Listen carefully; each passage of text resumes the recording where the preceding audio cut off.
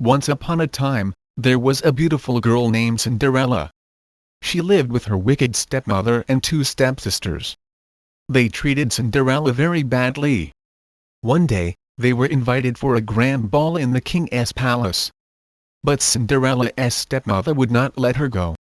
Cinderella was made to sew new party gowns for her stepmother and stepsisters, and curl their hair. They then went to the ball, leaving Cinderella alone at home. Cinderella felt very sad and began to cry. Suddenly, a fairy godmother appeared and said, "Don't cry, Cinderella. I will send you to the ball." But Cinderella was sad. She said, "I don't have a gown to wear for the ball."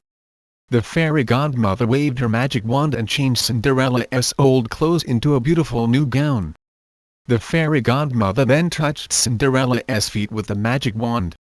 And lo! She had beautiful glass slippers. "How will I go to the grand ball?" asked Cinderella.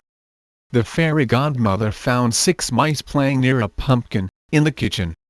She touched them with her magic wand and the mice became 4 shiny black horses and 2 coachmen, and the pumpkin turned into a golden coach. Cinderella was overjoyed and set off for the ball in the coach drawn by the 6 black horses.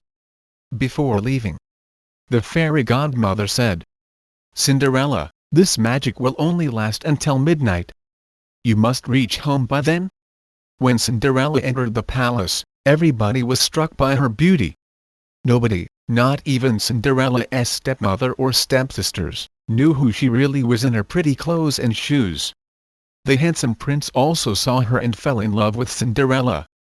He went to her and asked, "Do you want to dance?" And Cinderella said, "Yes." The prince danced with her all night and nobody recognized the beautiful dancer. Cinderella was so happy dancing with the prince, that she almost forgot what the fairy godmother had said.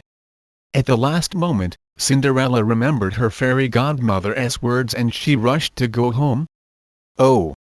I must go!" she cried and ran out of the palace. One of her glass slippers came off, but Cinderella did not turn back for it. She reached home just as the clock struck 12. Her coach turned back into a pumpkin, the horses into mice, and her fine ball gown into rags. Her stepmother and stepsisters reached home shortly after that. They were talking about the beautiful lady, who had been dancing with the prince. The prince had fallen in love with Cinderella, and wanted to find out who the beautiful girl was, but he did not even know her name. He found the glass slipper that had come off Cinderella's foot as she ran home. The prince said, "I will find her. The lady whose foot fits this slipper will be the one I marry." The next day, the prince and his servants took the glass slipper, and went to all the houses in the kingdom. They wanted to find the lady whose feet would fit in the slipper.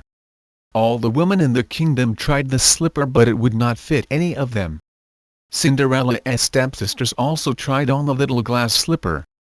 They tried to squeeze their feet and push hard into the slipper, but the servant was afraid the slipper would break. Cinderella's stepmother would not let her try the slipper on, but the prince saw her and said, "Let her also try on the slipper." The slipper fit her perfectly. The prince recognized her from the ball. He married Cinderella and together they lived happily ever after.